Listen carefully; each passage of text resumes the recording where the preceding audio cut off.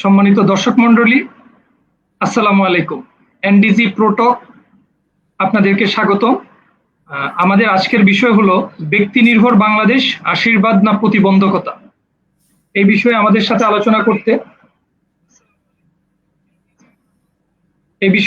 আলোচনা করতে দুইজন অতিথি আমাদের স্টুডিওতে আছেন, অনলাইনে সংযুক্ত হয়েছেন আমাদের সাথে। সাবেক রাষ্ট্রদূত জনাব সাকিব আলী, আর সাথে রয়েছেন অবসরপ্রাপ্ত brigadier general ATM Ziaul Hasan. আপনাদের দুজনকেই আমাদের আজকের আলোচনায় স্বাগত জানাই। আমরা আমাদের আজকের বিষয়ের শুরুতে একটা পয়েন্ট একটু কথা আমরা আলোচনা করে নিতে চাচ্ছি, সেটা হচ্ছে যে বিশ্ব আজ বদলে যাচ্ছে প্রতিদিন। প্রযুক্তি, জ্ঞান আর উদ্ভাবনের দৌড়ে কেউ কারোর জন্য অপেক্ষা করছে না। এই দ্রুত পরিবর্তনের সঙ্গে তাল মিলিয়ে চলতে হলে আমাদের তরুণ প্রজন্মকেই দক্ষ আর আত্মবিশ্বাসী হয়ে প্রস্তুতি নিতে হবে। কিন্তু প্রশ্ন হলো, আমরা কি তাদের সেইভাবে তৈরি করছি? আমাদের রাষ্ট্র, সরকার, রাজনৈতিক দল, সমাজ ও পরিবার, সর্বশেষ শিক্ষা ব্যবস্থা কতটা সহায়ক ভূমিকা রাখছে? এ বিষয়ে শুরুতে আলোচনা করার জন্য আমি অনুরোধ করছি অবসরপ্রাপ্ত ব্রিগেডিয়ার জেনারেল এটিএম জিয়াউল হাসানকে।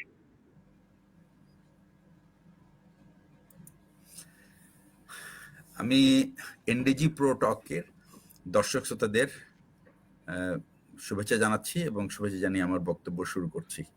আজকে বিষয়টি হচ্ছে যে আমাদের ব্যক্তি নির্ভর বাংলাদেশ, এটা কি আশীর্বাদ না প্রতিবন্ধকতা? আসলে বাংলাদেশ এমন একটা সময় এসে দাঁড়িয়েছে যে 54 বছর পরেও কিন্তু আমরা ঠিক করতে পারিনি যে আমরা আসলে আমাদের পরিচিতিটা কি আমাদের নেতার ব্যক্তিত্বের উপরে গড়ে উঠবে, নাকি আমাদের একটা সামষ্টিক পদ্ধতির উপরে ভিত্তি করে দাঁড়িয়ে থাকবে এই বাংলাদেশ, যা দিয়ে সারা পৃথিবী আমাদেরকে চিনবে। এবং আমরা যদি আমাদের ইতিহাস দেখি, বিশেষ করে স্বাধীন বাংলাদেশের ইতিহাস, প্রথম কিন্তু এই ব্যক্তি নির্ভর যে ব্র্যান্ডিং, এটা কিন্তু শুরু হয়েছিল শেখ মুজিবুর রহমানকে দিয়ে। এবং শেখ মুজিবুর রহমান যখন এই দেশে স্বাধীনতার পরে সে জয়েন করে, উনি 10ই জানুয়ারি 1972 সালে এসে বাংলাদেশে আসে। কিন্তু তার আগে যে বিশেষ করে 9 মাসের যে মুক্তিযুদ্ধের যে অংশটুকু, সেটা কিন্তু পরিচালনা করা হয়েছিল কোনো ব্যক্তির উপর ভিত্তি করে নয়, বরং আমি মনে করি যে এটা একটা সামষ্টিক আমাদের আন্দোলন ছিল। এবং সামষ্টিক আন্দোলনের একটা রাজনৈতিক সাইড ছিল, অথবা part of the politics. The other side was the military part of it, and military actually carried out they took the war into the Bangladesh, remaining from Bangladesh, and they fought fiercely, even without not much of asset, but with the power of their spirit and desire to become an independent state. এবং এটার নেতৃত্ব ছিল তখনকার সময়ের যে পাকিস্তান সেনাবাহিনী থেকে বিদ্রোহ করা যে ইউনিটগুলি ছিল, সেই পদাতিক ইউনিটগুলি প্রাথমিকভাবে ছিল নিউক্লিয়াস, আমি বলবো। এবং এই সমস্ত ইউনিটের যে সমস্ত অফিসার বৃন্দ ছিলেন এবং তাদের ওই সমস্ত ইউনিটের অধিনায়ক বৃন্দ, তখন তো তারা অধিনায়ক ছিলেন না, তারা ছিলেন সবাই উপ অধিনায়ক, অর্থাৎ নেক্সট ম্যান টু সিও। তারাই কিন্তু অ্যাকচুয়ালি এই মুক্তিযুদ্ধের ফিল্ড লেভেলের নেতৃত্বটা দিয়েছিল। এবং এর মধ্যে সবচেয়ে উল্লেখযোগ্য হলো শহীদ প্রেসিডেন্ট জিয়াউর রহমান, বীরুত্তম। এরপরে major general K M Shafiullah বীরবিক্রম, উনি ছিলেন 2য় ইস্ট বেঙ্গল রেজিমেন্টের উপঅধিনায়ক। এবং খালেদ মোশাররফ, মেজর জেনারেল খালেদ মোশাররফ বীরুত্তম, উনি ছিলেন 4 বেঙ্গলের উপঅধিনায়ক। আর 3rd বেঙ্গল ছিল রংপুরে। আমার এক্স্যাক্টলি মনে পড়ছে না, সম্ভবত উপঅধিনায়ক ওখানে কেউ ছিলেন না, বাট ওখানে যারা ছিলেন তারা বেশিরভাগই হলো ক্যাপ্টেন র্যাঙ্কের। যেমন ছিলেন হচ্ছে মেজর জেনারেল আনোয়ারুল ইসলাম বীর প্রতীক, উনি ছিলেন ওই 3rd বেঙ্গলের অফিসার। আর এই মুহূর্তে আমার অ্যাকচুয়ালি আর কারো কথা মনে পড়ছে না। যাই হোক, যেটা আমি বলি, আর 1st বেঙ্গলে ছিলেন মেজর হাফিজউদ্দিন বীরবিক্রম। এই ছিল actually 1st, 2nd, third, fourth and first, second, third, fourth and eight Bengal. Eight বেঙ্গলের টুয়াইসই ছিল শহীদ প্রেসিডেন্ট জিয়াউর রহমান। তো ইনারা কিন্তু ছিলেন এই স্বাধীনতা যুদ্ধের যে মাঠ পর্যায়ের যে নেতৃত্ব অথবা সামরিক যে কৌশল গ্রহণ করা, এটার পরিকল্পনা, এটা এবং সেটা ধীরে ধীরে এটাকে একটা শক্ত প্রতিরোধ হিসেবে গড়ে তোলা। আর রাজনৈতিক অংশে ছিলেন তাজউদ্দিন আহমেদ সাহেব এবং ওনার সঙ্গে ওনার রাজনৈতিক নেতৃবৃন্দ যারা ছিলেন তারা। এবং আমি বলবো যে এই পুরো স্বাধীনতা যুদ্ধের পার্টটা কিন্তু কোনো পার্সোনাল ব্র্যান্ডিং এ আমরা চলে নাই এই যুদ্ধ। তবে হ্যাঁ, শেখ মুজিবুর রহমানের নামে সবাই তাকে এক বাক্যে 1970 সালের নির্বাচনে সবাই তাকে নেতা হিসাবে মেনে নিয়ে এবং তাকে মুক্তির উদ্দেশ্যেই কিন্তু এই বিশেষ করে মুক্তিযুদ্ধটা গড়ে উঠেছিল। তো এই ছিল মুক্তিযুদ্ধের ইতিহাস। এরপরে যখন স্বাধীনতা অর্জন করার পরে যখন আমরা সেই ব্র্যান্ডকে আমরা আমাদের সামনে দেখলাম 10ই জানুয়ারি 1972 সাল থেকে, এরপরেই কিন্তু ধীরে ধীরে সাধারণ মানুষের, তখন আমরা অনেক ছোট ছিলাম, এই জিনিসটা বুঝতে পারিনি অতটা, কিন্তু এখন যদি আমি তাকাই সেইখানে, এখানে কিন্তু দেখতে পাই যে এই ব্যক্তিগত ব্র্যান্ডিং এর উপর ভিত্তি করে বাংলাদেশটা গড়ে উঠতে কিন্তু পারলো না। কেন পারলো না? কারণ কোনো সামষ্টিক এবং কোনো পদ্ধতিগত আমি বলবো সিস্টেম আমরা চালু করতে পারি নাই বা আমরা তৈরি করতে পারি নাই, এবং সেটাকে তৈরি করলেও সেটাকে কঠোরভাবে অনুসরণ করতে পারি নাই, যার ফলে আমাদের মাঝপথে আমাদের কক্ষচ্যুত হয়। এবং এরপরে 1975 সালের বিপ্লব বা অভ্যুত্থান, যেখানে একদল তরুণ মুক্তিযোদ্ধা তারা দেশের রাজনৈতিক দেশকে একটা একনায়কতন্ত্রের পথে এগোতে দেখার পরে তারা একটা আমি জানি না কোনো হিসেব করে তারা করেছে কিনা, তবে তারা একটা খুব বোল্ড সিদ্ধান্ত নেয় এবং নিয়ে দেশকে আবার গণতন্ত্রের পথে ফিরে আনার একটা সুযোগ তৈরি করে। এইটুকু আমি বলবো যে এর থেকে বোঝা যায় যে বাংলাদেশকে কখনোই ব্যক্তির উপর ভিত্তি করে ব্র্যান্ডিং করা উচিত নয়, কারণ বাংলাদেশে সেই পর্যায়ের স্বার্থহীন বা নিঃস্বার্থ আমরা নেতৃত্ব একমাত্র খুব অল্প সময়ের জন্য শহীদ প্রেসিডেন্ট জিয়াউর রহমান ছাড়া অন্য কাউকেই আমরা ব্যক্তি স্বার্থের ঊর্ধ্বে উঠে দেশকে নেতৃত্ব দেওয়ার উদাহরণ আমরা দেখিনি। জিয়াউর রহমানের সময়কার যে সমস্ত বিষয় আলোচনায় আসতে পারে, প্রত্যেকটা, আমরা কেউ ফেরেশতা না, আমাদের পক্ষে ভুল করা খুবই স্বাভাবিক। এবং যখন ঘটনা ঘটে যায় তারপরে কিন্তু অনেক বিশ্লেষণ আসতে পারে এবং ভুল ত্রুটি আমরা বের করতে পারি, কিন্তু যখন পরিস্থিতি যখন সামনে চলে আসে এবং সেই পরিস্থিতিতে যথাসময়ে সেই সিদ্ধান্ত গ্রহণ করা এবং কার্যক্রম গ্রহণ করার ব্যাপারটা কিন্তু কমপ্লিটলি আলাদা। তো এই দৃষ্টিভঙ্গি থেকে আমি বলবো সমালোচনার অনেক পয়েন্ট থাকতে পারে, কিন্তু একটা বিষয় উনি খুব নিশ্চিত করেছিলেন যে উনি ব্যক্তি স্বার্থের ঊর্ধ্বে উঠে দেশকে নেতৃত্ব দেওয়ার স্পৃহা, প্রতিজ্ঞা এবং তার মেধা ছিল। কিন্তু আমরা সেটাকে দুর্ভাগ্যজনক হলেও আমরা সেটাকে হারাতে হয়েছে, এবং যার ফলে বাংলাদেশ বারবার কক্ষচ্যুত হয়েছে। এবং এই কারণে কিন্তু আমরা কোনো আমি বলবো বিশ্বাসযোগ্য সিস্টেম আমরা তৈরি করতে পারি নাই, যে সিস্টেমটাকে আমি বলবো যে দেশের ব্র্যান্ডিং হিসাবে আমরা বহির্বিশ্বে প্রচার করা, যে আমরা একটা সুশাসিত দেশ, আমরা একটা আইন দ্বারা শাসিত দেশ, এবং আমাদের এখানে প্রতিটা কর্মে প্রতিটা ক্ষেত্রে জবাবদিহিতার পদ্ধতি চালু আছে এবং মানুষকে জবাবদিহি করতে হয়, এবং আমাদের বিচার ব্যবস্থা স্বাধীন এবং সাধারণ মানুষ বিচার ব্যবস্থার কাছে গিয়ে তাদের বিচার ব্যবস্থার উপর তাদের আস্থা আছে, এবং তারা এই যে চারটা আমি প্রধান স্তম্ভ বললাম একটা দেশের পদ্ধতির, সেই ট্র্যাডিশনটা বা সেই ট্র্যাডিশনটা আমরা গড়ে তুলতে পারিনি। সুতরাং আমি বলবো যে ব্যক্তি নির্ভর বাংলাদেশকে সবসময় আশাহত করেছে, এবং আমরা সেই 1981 সালের পর থেকে যে সমস্ত লোক নিজেদের ব্র্যান্ডিং করার জন্য রাষ্ট্র ক্ষমতায় এসেছেন, তারা তাদের সেই আমাদের এক্সপেক্টেড যে আমাদের কাছ থেকে তাদের কাছ থেকে আমাদের যে আশা, সেই আশা কিন্তু তারা ধরে রাখতে পারে নাই। এবং আমি এই বলে আমি এই মুহূর্তে আমি বিরতি নিচ্ছি আমার সহবক্তাকে সুযোগ দেওয়ার জন্য। জি, ধন্যবাদ জিয়াউল হাসান। এই পর্যায়ে সাবেক রাষ্ট্রদূত জনাব সাকিব আলীর কাছে আমরা একই বিষয়ে কথা বলতে আপনার কাছে প্রশ্ন রাখছি, আপনি আপনার বক্তব্যটা যদি তুলে ধরেন। জি, ধন্যবাদ। ব্যক্তি নির্ভর বাংলাদেশ আমরা নিশ্চয়ই আজকে এই জন্য বলতেছি, আমি জানি না সঞ্চালক সাহেব কেন ব্যক্তি নির্ভর বাংলাদেশ সাবজেক্ট করছে। আমি ধরে নিচ্ছি যে বাংলাদেশ ব্যক্তি নির্ভর বাংলাদেশ, কারণ এখন আমরা ডক্টর ইউনূস করছি। ডক্টর ইউনূসই আমাদের সব আশা ভরসার একমাত্র আশ্রয়স্থল। কিছু আমরা এখনো বলি যে ডক্টর ইউনূস যদি না থাকতো তাহলে ভারত আমাদের উপরে এমন আক্রমণ করতো, মানে কূটনৈতিকভাবে, যে আমরা হয়তো এটা সামাল দিতে পারতাম না, এবং আমরা ডক্টর ইউনূসের উপরে খুব ডিপেন্ড করছি। প্রতিটা রাজনৈতিক দল, বড় বড় রাজনৈতিক দল সহ ছোট সবাই আমরা ডক্টর ইউনূসের দিকে তাকায় থাকতেছি। 2 দিন আগে দেখলাম যে ডক্টর ইউনূসের কাছে গেছে কালকে পরশু গত রাজনৈতিক দলগুলো, যে বলেছে যে প্রশাসনে আমাদের ওই অন্য দলের লোক, প্রশাসনে অমুক লোক তমুক লোক। যখন বলছে উনি তখন বলছেন যে উনি নিজে ওইটা দেখবেন, নিজে উনি প্রশাসনকে ঠিক করবেন। যখন উনি বলছেন যে উনি নিজে ঠিক করবেন, সবাই ঠিক হয়ে গেছে, হ্যাঁ ঠিক আছে ঠিক আছে ঠিক আছে, সবাই সন্তুষ্ট। অর্থাৎ যে ওনারা সবাই ডক্টর ইউনূসের উপর বিশ্বাস করছে। এখন এই ব্যক্তি নির্ভরতাটা ভালো না খারাপ? জিয়া ভাই একটু আগে বললেন যে ব্যক্তি নির্ভরতাটা কি ধরনের, সীমাবদ্ধতা কখন কখন দেখা যায় আর কখন কখন এটা তবু কাজ করে, এগুলো নিয়ে উনি বললেন।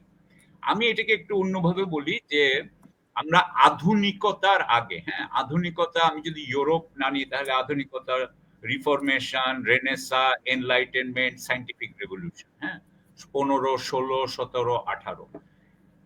আমার কথা হইলো যে মডার্নিটিটা শুরু হয়েছে কবে? আমি একটু আগে দেখতেছিলাম যে একজন এক এক রকম ভাবে বলে, 17, 18 এরকম ভাবে বলে, কিন্তু আমি ধরে নিব হচ্ছে 1850 সাল। হ্যাঁ, ওইটা হলো 1859 সাল হলো আপনার অরিজিন অফ স্পিসিস এর প্রকাশনা সময়। আমি এইটাকে ধরে নেই 1860।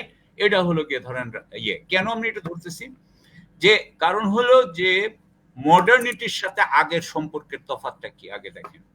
মডার্নিটির আগে কি, যেমন ধরেন মডার্ন এই আধুনিক সময় যখন হইলো তখন সরকারের মধ্যে অনেকগুলো মন্ত্রণালয় হইলো। আগে কি কোনো মন্ত্রণালয় ছিল এরকম? আপনি কি শুনছেন কখনো যে মুঘল পিরিয়ডে এরকম মন্ত্রণালয় ছিল? মন্ত্রণালয় ছিল না। এরকম ব্যুরোক্রেসি ছিল না, এরকম ব্যুরোক্রেসি ছিল না। আসলে কি হইলো, মডার্নিটির সময় যে কারখানার যে সিস্টেমটা, কারখানার মাধ্যমে কি হইলো যে একটা একটা প্রক্রিয়াকে অনেক ছোট ছোট ছোট ছোট ছোট ভাগ করা হইলো, এবং এই ভাগ করে কি করা হলো, একটা সিস্টেমের মধ্যে সিস্টেম জিনিসটাকে তৈরি করবে। তাহলে যে সিস্টেম জিনিসটাকে তৈরি করবে, আগে কিন্তু কারখানা ছিল না, তখন কিন্তু আমাদের ওই ধরনের আইডিয়াও ছিল না। তখন হয়তো দেখা যেত যে 4-5 জন লোক, হ্যাঁ কথার কথা, যে মানে ব্রিটেনের যে ধরেন আন্তর্জাতিক সম্পর্ক, ব্রিটেনের যে সম্পর্ক ইউরোপিয়ান অন্যান্য দেশের সাথে, জার্মানি অথবা ফ্রান্স অথবা অস্ট্রিয়া, তাদের সাথে সম্পর্কের ব্যাপারে হয়তো দেখা যেত 5 জন 7 জন 10 জন লোক এটার মধ্যে সংশ্লিষ্ট, এর বেশি সংশ্লিষ্ট না। সুতরাং সেই সময় কিন্তু ব্যক্তির উপরে নির্ভর করতেই হইতো। তাহলে কিন্তু যেমন ধরেন কি করতেই হতো, কিন্তু যখন আপনার এটা সিস্টেম হয়ে গেল, সিস্টেমিক হয়ে গেল, তখন কিন্তু ব্যক্তির উপরে আর নির্ভর করতে হয় না। তার মানে কি যে ব্যক্তি একেবারেই গুরুত্বহীন না, একেবারেই গুরুত্বহীন না। কিন্তু আপনি চিন্তা করেন, যেমন ধরেন একটা উদাহরণ দিই, জিয়া ভাই আমার থেকে এটা ব্যাপারটা ভালো বুঝবেন, আমাকে ভালো বলতেও পারবেন। আমি জাস্ট কথার কথা বলছি যে নেপোলিয়নের সময় নেপোলিয়নের যতখানি গুরুত্ব ছিল, অর্থাৎ নেপোলিয়ন থাকলে, নেপোলিয়ন যতখানি আপনার অবদান রাখতে পারতো 1815 আগে, হ্যাঁ 1801 থেকে ধরেন বা 1795 পর থেকে 1815 মধ্যে, কিন্তু আপনি দেখবেন যে যখন সেকেন্ড ওয়ার্ল্ড ওয়ার হয় তখন প্যাটার্নের কি সেই একই রকম অবদান ছিল? আমার মনে হয় না। আমার মনে হয় নেপোলিয়নের সময় অবদান বেশি ছিল, প্যাটার্নের সময় অবদান কম ছিল। এখন কিন্তু একজন মানে সিনিয়র জেনারেলকে হয়তো বা কম কাজ করতে হয়। আমি জাস্ট কথার কথা বলছি, এটা জিয়া ভাই ভালো বলতে পারবে।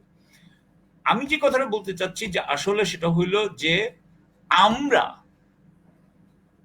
ধরেন 1850-এর আগে যদি আমি বলি যে আধুনিকতা আসে নাই, তখন কিন্তু আপনি ফ্রান্সে দেখতে পাবেন নেপোলিয়ন বোনাপার্ট ছিল, একটা ব্যক্তি নির্ভর ফ্রান্স আমরা ওখানে পাই। সেইটা কি আসলে ফ্রান্সের জন্য ভালো হয়েছে? আমরা কিন্তু আলটিমেটলি ফ্রান্সের মধ্যে অনেক সিস্টেমিক, অনেক ভালো ছিল, সিস্টেম ছিল, ভালো সিস্টেম ছিল, তারা পরে আধুনিক হতে পেরেছে, কিন্তু তারা কিন্তু জার্মানির সাথে অথবা ব্রিটেনের সাথে কিন্তু সেইভাবে তারা ফাইট করতে পারে নাই। আপনি আসেন আমাদের গত 70 বছরে আমি দেখি যে ভারতের যে আপনার স্বাধীনতার সময় ভারতকে মানুষ চিনত গান্ধীর নামে। গান্ধী ছিল ভারতের ব্র্যান্ডিংটাই ছিল গান্ধীর। সাউথ আফ্রিকার ব্র্যান্ডিংটাই ছিল হচ্ছে গিয়ে আপনার নেলসন ম্যান্ডেলা। আপনার এমনকি ধরেন আফ্রিকান আমেরিকান যারা ছিল, যারা যুক্তরাষ্ট্রের কৃষ্ণাঙ্গ, তাদের ব্যক্তি ব্র্যান্ডিংটাই ছিল মার্টিন লুথার কিং। আমি যেটা দেখতে পাই সেটা হইল গিয়ে যে এটা হচ্ছে যে সকল জাতি অথবা জাতিগোষ্ঠী অপেক্ষাকৃত পশ্চাৎপদ, অর্থাৎ তাদের কিন্তু এখনো শিক্ষা দীক্ষাতে তারা আধুনিক হয়ে উঠে নাই, তাদের মধ্যে এখনো একটা ব্যক্তি নির্ভরতা থেকে যায়। এই জন্যই আজকে আপনি ভারতে দেখবেন নরেন্দ্র মোদী মোদী মোদী করে করে একটা বিশাল গ্রুপ পাগল হয়ে যাচ্ছে, মোদী ঠিক করে ফেলবে। মোদী ঠিক করবে এটা কিভাবে? মোদীকে আমরা জিজ্ঞাসা করি, আমরা ধরি, কিন্তু না, সেটা কেউ ধরবে না। কারণ ওই যে আমাদের ওই যে একটা দেবতা বা আমরা একজনের উপরে ডিপেন্ড করতেছি। আর আরেকটা জিনিস হচ্ছে গিয়ে যে এটা আমেরিকাতেও এখন হচ্ছে, এটা আরেকটা সময় হয়, সেটা হইলো এটা কিন্তু আরেকটা সময় হয়, সেটা হচ্ছে জনগণ যখন কোনো সমাধান খুঁজে পায় না, তখন যদি একজন লোক এসে বলে যা আমি করে দিব সবকিছু, তখন কিন্তু মানুষ তার উপরে নির্ভর করতে চায়। আমরা এটা দেখতে পাই হচ্ছে কি আপনার প্রথম মহাযুদ্ধ দ্বিতীয় মহাযুদ্ধের মাঝখানে জার্মানি যখন ছিল, যেখানে অতি উচ্চ মুদ্রাস্ফীতি হচ্ছিল, সেই সময় মানুষের অবস্থা খুব খারাপ হয়ে যাচ্ছিল। মানুষ এক বস্তা টাকা নিয়ে একটা ছোট পাউরুটি কিনে আনতো, এরকম অবস্থা, খুবই খারাপ অবস্থা। তখন কিন্তু তারা বলছে যে গণতন্ত্র কাজ হবে না, তারা কিন্তু হিটলারের উপরে নির্ভর করছে।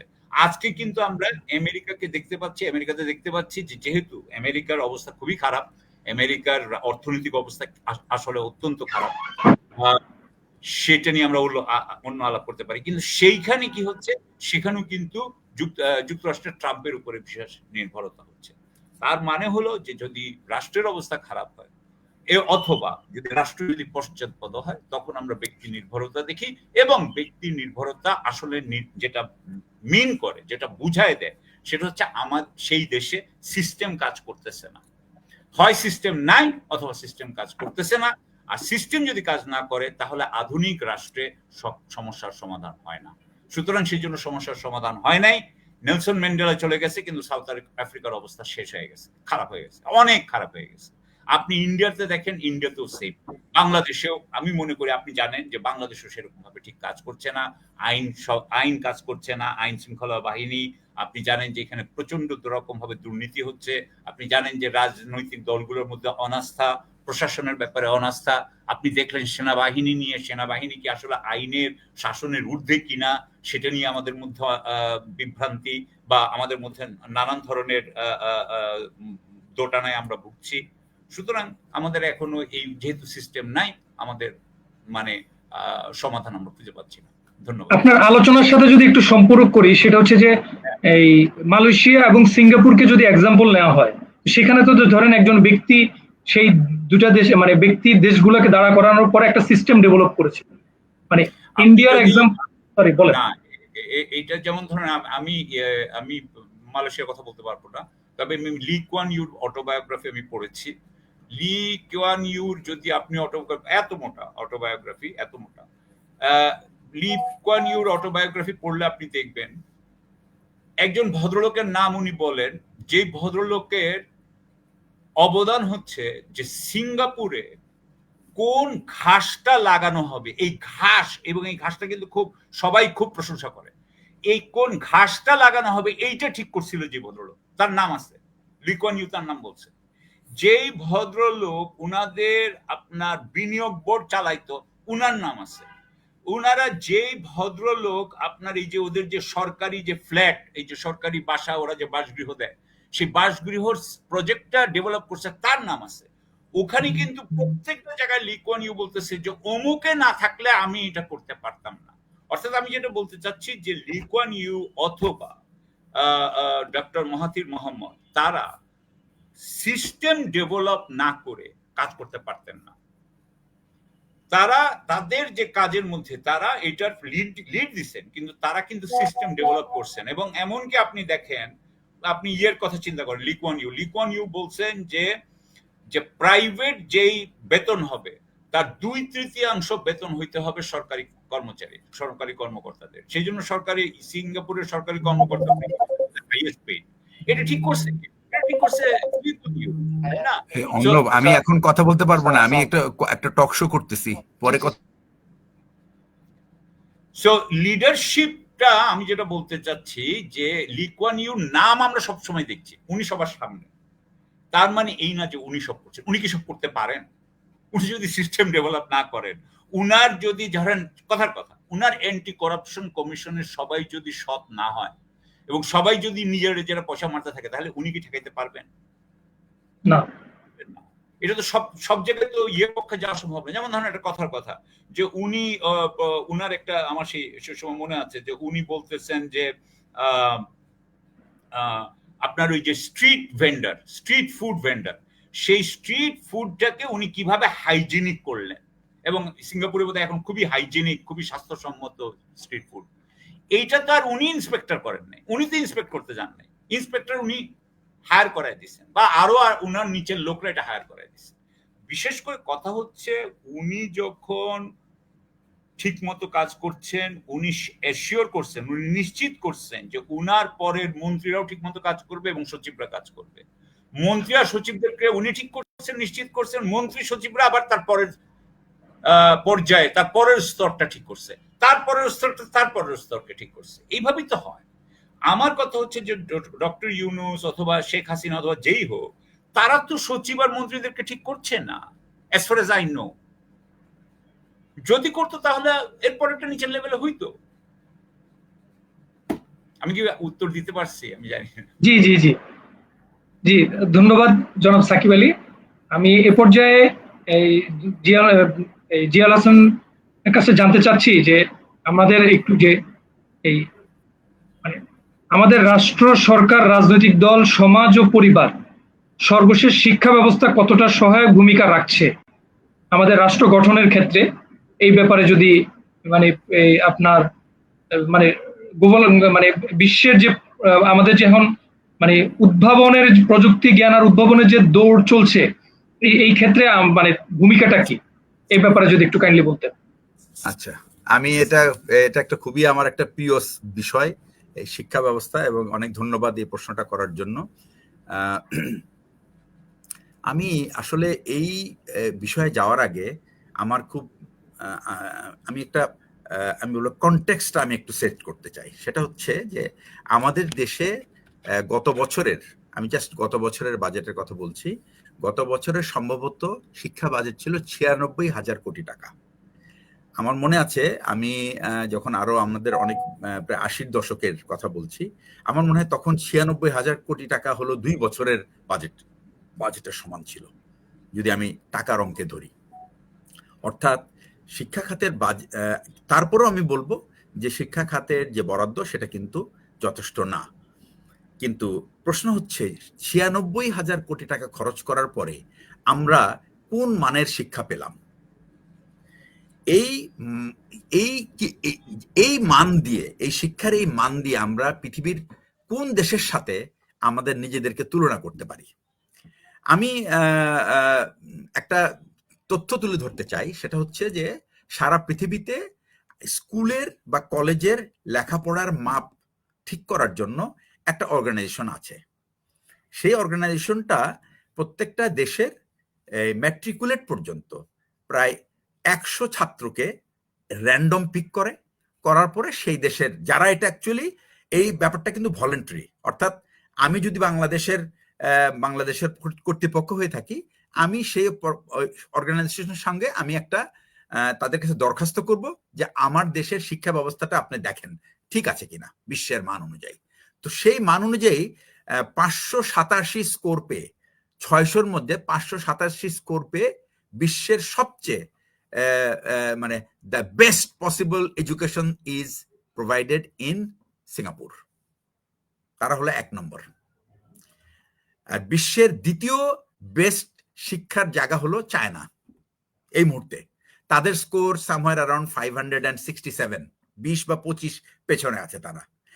আচ্ছা, এরপরে আমি দেখি তাহলে সারা বিশ্বে যারা এই যে এত নোবেল পাচ্ছে, বিভিন্ন টপ ক্লাস ইউনিভার্সিটি আছে, ইংল্যান্ড, আমেরিকা, এবং আমরা পাশের দেশকে প্রায়ই বলি সারা বিশ্বের সমস্ত সায়েন্টিস্ট, মানে software industry India take over করে ফেলছে, ডাক্তারদের জায়গায় সব ইউরোপ আমেরিকায় সব ইন্ডিয়ানরা বসে গেছে। তাদের শিক্ষার মান কত দূর এটা জানলে খুব অবাক হবেন। তাদের শিক্ষার মান হচ্ছে 69। বিশ্বে 183টা দেশ আছে, তাদের মান হলো 69। ইউএস এর যারা হলো লিডিং ইউনিভার্সিটি আছে যাদের যে দেশে, তাদের মান হলো 23। ইউকে হলো তারও পরে, ফিনল্যান্ড হলো 12 নম্বরে। তার মানে তাহলে এই সমস্ত দেশের শিক্ষার মান তারা এত উন্নত হওয়ার পরেও শিক্ষার মানের অবস্থা সিঙ্গাপুরের কেউ ক্রস করতে পারলো না। এবং খুব আশ্চর্যজনক হলো সত্য যে ইংল্যান্ডের এখন যে তাদের ম্যাথ বই তারা আর তাদের দেশে ছাপাচ্ছে না। তারা বলছে যে তাদের ম্যাথ বই দিয়ে ইংল্যান্ডের ম্যাথামেটিক্সের নলেজ ডেভেলপ করা যাবে না, যার ফলে আমরা মানে আমাদের কোনো ইনোভেশন হচ্ছে না। সো আমরা আমাদের ম্যাথামেটিক্স বইটা ইম্পোর্ট করব সিঙ্গাপুর থেকে। আচ্ছা, বাই দ্য বাই, সিঙ্গাপুর কিন্তু is not a liberated country. তাদেরকে বলা হয় দে আর নট ফুললি ডেমোক্রেটিক, তারা হলো পার্শিয়ালি ডেমোক্রেটিক কান্ট্রি। কিন্তু তাদের ওখানে ডেমোক্রেসি কিন্তু ইজ প্র্যাকটিসড ভেরি ওয়েল, এবং অনেকে বলে it is a control democracy.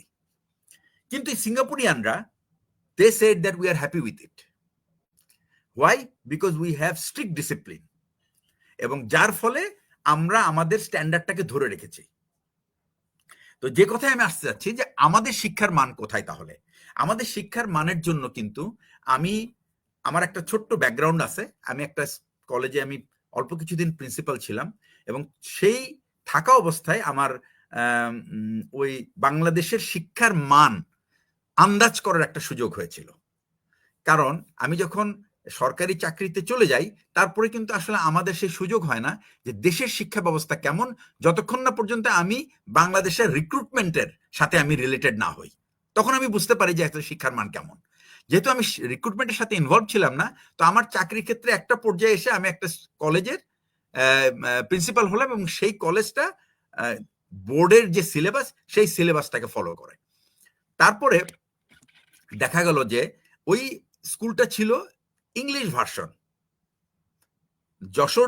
Jessore শিক্ষা বোর্ডের প্রথম ইংলিশ ভার্সন স্কুল, যেটা 2003 সালে বা 2004 সালের যে ম্যাট্রিক পরীক্ষায় প্রথম যশোর বোর্ড একটা স্কুল, যেখানে ম্যাট্রিক পরীক্ষার কোশ্চেনগুলি হয়েছিল ইংরেজিতে, এবং ওই বোর্ডে সেই খাতা দেখার কোনো লোক ছিল না। বোর্ড বাধ্য হয়েছে সেই খাতাটা ঢাকা বোর্ডে পাঠাইতে, এটা পরীক্ষা করার জন্য, মানে মার্কিং করার জন্য। তো এই হলো আমাদের শিক্ষা ব্যবস্থার অবস্থা। তো এখন কথা হচ্ছে যে শিক্ষার কেন এই অবস্থা, এটার প্রধান কারণ যেটা, সেটা হচ্ছে শিক্ষাকে মনিটর করার কোনো লিগ্যাল বডি বা কোনো অর্গানাইজড বডি গভর্নমেন্ট এখন পর্যন্ত তৈরি করে নাই। খুবই অবাক হলেও এটা সত্য যে এই যে জুলাই সনদ হয়েছে, এটা কিন্তু বলা হচ্ছে যে এখানে অনেক বিষয় কভার করেছে। এবং আপনাদের যদি মনে থাকে, সেটা হচ্ছে যে এই দেশের যে এই মানে জুলাইয়ের যে আন্দোলন, এটা কিন্তু শুরুই হয়েছিল বৈষম্যের কারণে। তো বৈষম্যটা কি? সেটা হচ্ছে যে বিভিন্ন রকম কোটা, যে একটা নির্দিষ্ট গোষ্ঠী বা একটা কোটারি, তাদের জন্য সরকারি চাকরির একটা কোটা, মাত্রাতিরিক্ত কোটা বরাদ্দ থাকবে, এবং তারাই সেটাই প্রিভিলেজড হবে এখানে ঢোকার জন্য। কিন্তু সবচেয়ে বড় জিনিস যেটা হচ্ছে, এবং সেখানে ছাত্রদের দাবি ছিল মেধার উপর ভিত্তি করে যেন আমরা নিয়োগ পাই, আমাদের যেন নির্বাচন কোটার উপর ভিত্তি করে যেন নিয়োগ না দেওয়া হয়। তার মানে এখন তাহলে আমাকে ঠিক করতে হবে যে আমার মেধা কিভাবে, আমি কি মেধার লোককে আমি প্রশাসনে আনবো। এখানে আমি মানে সাকিব ভাইয়ের কথায় একটা উল্লেখ বলি যে উনি একটা পয়েন্ট বলেছেন লিকুয়ানের বইতে, যে যারা সরকারি চাকরিতে থাকবে তাদের বেতন হতে হবে প্রাইভেট সেক্টরের চিফ এক্সিকিউটিভ বা সরকারি লেভেলের যেটা টপ এক্সিকিউটিভ তাদের বেতন হবে প্রাইভেট যারা সেক্টরে আছে, কর্পোরেট সেক্টরে আছে, তাদের বেতনের থেকে কিন্তু বেশি হতে হবে। That was the criteria. উনি বলেছেন যে আমার যদি ব্যুরোক্রেটরা they are not meritorious, they are not smart to outwit the corporate chief executives, then these bureaucrats will not be bringing decision in the favor of the country. কারণ এই যে কর্পোরেটগুলি তারা সাধারণত একটা দেশের ডেভেলপমেন্ট পার্টনার, বিভিন্ন সেক্টরে আছে ডেভেলপমেন্ট পার্টনার। এখন এই ডেভেলপমেন্ট পার্টনারের যারা তারা কি করে, তারা they hire the most meritorious top executives যে তাদের কর্পোরেটকে লিড করার জন্য। কেন করে তারা? বিকজ তারা যখন গভর্নমেন্টের সঙ্গে নেগোসিয়েশনে যায়, এই নেগোসিয়েশনে যে আর্গুমেন্ট প্রয়োজন, যে ডেটা প্রয়োজন, সে data driven argument to bring the decision in your favour, if you are not smart, if you are not smarter than the corporate leaders, then you will not be able to bring decision in your favor. You will sell yourself just because you are low paid. Now look at বাংলাদেশের অবস্থা কি। বাংলাদেশের শিক্ষকদের বেতন হলো সবচেয়ে কম, এবং খুব সারপ্রাইজিং হলো যে এই যে শিক্ষকরা আন্দোলন করছে, তারা কিন্তু বেতনের জন্য আন্দোলন করছে বা কিছু অ্যালাউন্সের জন্য আন্দোলন করছে। এই আন্দোলনটা তাদেরকে করতে হচ্ছে কেন? Because they are not given that money. তো একটা শিক্ষককে যদি আমি তার বেতন ভাতা দিয়ে যদি আমি তাকে স্যাটিসফাই না করতে পারি, আমি তার কাছ থেকে কিন্তু ভালো শিক্ষা আশা করতে পারবো না। এবং শিক্ষক নির্বাচনটাই হলো ইটস লাইক ফ্যাক্টরি। শিক্ষকরা হইলো ফ্যাক্টরি যেখান থেকে উৎপন্ন হয় এই যে স্কুলটাকে যদি আমি বা স্কুল কলেজকে যদি আমি ফ্যাক্টরি ধরি, এবং সেখানকার যদি ক্রাফটসম্যান বা লিডার্স যারা নাকি এই ছাত্র তৈরি করে, তারা হলেন সেই শিক্ষক। সেই শিক্ষকরা যদি মেধাবী না হয়, তাদেরকে যদি তার মেধাবী না হয়, তাহলে কিন্তু তারা মেধাবী ছাত্র তারা তৈরি করতে পারবে না। ব্রিগেডিয়ার জি, আপনার কাছে একটা প্রশ্ন করতে চাই একটু কাইন্ডলি। সেটা হচ্ছে যে আমাদের যখন একজন রাজনৈতিক দলের নেতা যখন অসুস্থ হয়, আরেকজন রাজনৈতিক দলের নেতা কিন্তু ধরেন চিফ অ্যাডভাইজারের অনুমতির জন্য ওয়েট করে না, তিনি কিন্তু পলিটিক্যাল সৌজন্যতা বোধের থেকে তার সাথে সাক্ষাৎ করতে যায়। কিন্তু রাষ্ট্র গঠনের ক্ষেত্রে আমি মত দিচ্ছি, আপনি আলাদা মত দিচ্ছেন, এখানে কেন সৌজন্যতা বোধটা আমাদের ভিতর মানে এই মানে মানে আমার কথা কি আপনি বুঝতে পেরেছেন কিনা? যে মানে আমি আগে শিক্ষার ব্যাপারটা ঠিক করে নেই। না, আমি শিক্ষার জায়গাটা নিয়ে আসছি। আমি আপনি শিক্ষার জায়গা, যে আমাদের এখানে শিক্ষকরা এখন আন্দোলন করছেন সচিবালয়ের খুব পাশে, কিন্তু মানে তাহলে আমাদের এই আমলাতন্ত্র, এই সচিবালয়ের কাজটা কি? মানে রাজনৈতিক নেতারা অথবা কোনো ইন্টারিম গভর্নমেন্ট, মানে এনারা আপনাকে বলবে দেন কি আপনি কাজ করবেন, নাকি ওনারা বাই রুটিন ওয়ার্ক হিসেবে কিছু ওনাদের কাজ থাকবে? এই পয়েন্টে আসতাম আমি একটা খুব সিম্পল কথা বলি। সেটা হচ্ছে যে এটা তো বাস্তব ব্যাপার একটা, যে মানুষ ওয়েদার সে সচিব হোক আর সে পিয়ন হোক, তার কিন্তু basic need is the same. 3 বেলা খাবার, তার যে ঘুমানোর জায়গা, তার ছেলে মেয়েদের শিক্ষার দরকার। তো আমি একটা জিনিস শুধুমাত্র তার মানে লিভিং কস্টের উপর ভিত্তি করে আমি একটা পার্সোনাল অ্যানালাইসিস করে দেখেছি যে একটা মানুষ যদি minimum without taking any protein, maybe once in a week, everyday না, কিন্তু once in a week protein খেয়ে যদি তাকে বেঁচে থাকতে হয় ঢাকা শহরে, হি নিডস মিনিমাম 54,000 টাকা। এই অ্যানালাইসিস যদি আমাদের লিডাররা না করতে পারে, এবং সেই অনুযায়ী তারা যদি এই দেশের মানুষকে যদি বাঁচার মতো অধিকার বা বাঁচার মতো স্ট্যান্ডার্ড না রাখে, তাহলে তারা everyday they will face this crisis of protest and অনশন এবং এই সমস্ত আন্দোলন। এটা কি শুধু লিডাররাই দেখবেন নাকি সচিবরাও দেখার বিষয় আছে? না, সচিবরা তো প্রথম কথা হলো, if the leaders are capable to give what they want, সচিব will have to produce that. But এখানে কিন্তু হয়ে যায় আদার ওয়ে রাউন্ড। সেটা হলো সচিব becomes the feeder of idea. It's not the leader who gives the idea to make a plan for the secretaries and the other staffs. এটা হলো সচিবদের কাছ থেকে ওনারা আইডিয়া নেয় এবং ওইটা তারা সেল করতে চায়। সো ইউ ইমাজিন যে লিডাররা কিন্তু লায়াবল টু দি পিপল, সচিবস are not liable to the people. তারা কিন্তু they are liable to nobody. আজ পর্যন্ত কোনো সচিবকে আপনি কি কোনো কোশ্চেন করতে পেরেছেন? সে কি কোনো প্ল্যাটফর্মে এসে মানুষের কাছে জবাব দিয়েছে যে আমি এই পরিকল্পনাটা করেছি, এটা একটা ভুল ছিল? কেউ তাকে কি কেউ চ্যালেঞ্জ করেছে?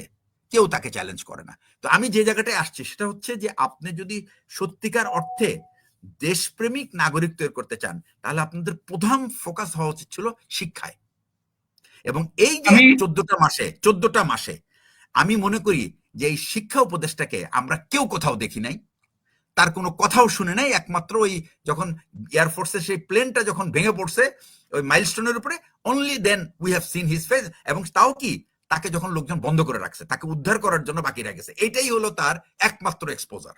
এবং এই যে পুরা সনদ, এই সনদের মধ্যে এই যে শিক্ষা যে একটা basic need of the people, it has not been reflected anywhere.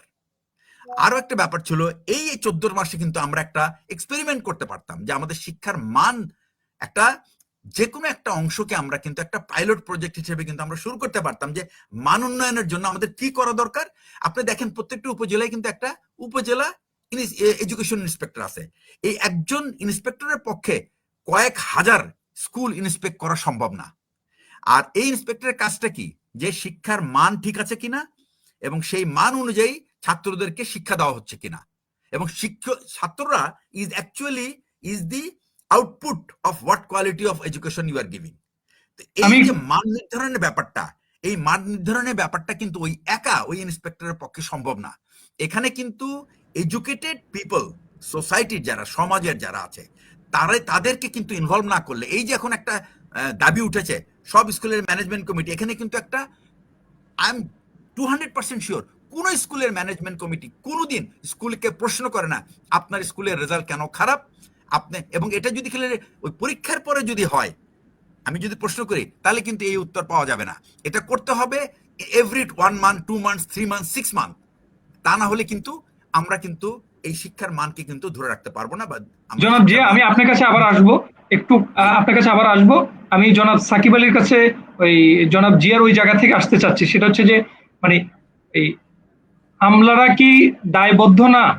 মানে রাজনৈতিকভাবে রাজনৈতিক নেতারা বা লিডাররা আপনাদেরকে ধরেন মানে আপনাদের থেকে শুধু আইডিয়া নিবে, তারা যেহেতু জনগণের কাছে দায়বদ্ধ, সে জায়গায় তখন তারা আপনার সেই মানে আপনাদের আইডিয়াকে তারা প্রডিউস করবে বা তারা ইমপ্লিমেন্ট করবে।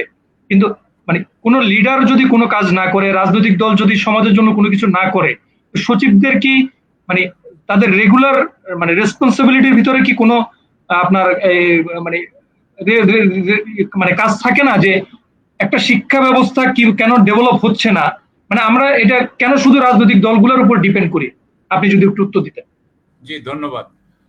প্রথম কথা হচ্ছে যে কোনো মন্ত্রণালয়ের প্রধান নির্বাহী হচ্ছে ওই মন্ত্রণালয়ের মন্ত্রী, চিফ এক্সিকিউটিভ অফিসার হচ্ছে মন্ত্রী, কিন্তু চিফ অ্যাকাউন্টিং অফিসার হচ্ছে তার মানে প্রধান হিসাব রক্ষণ কর্মকর্তা হচ্ছে সচিব।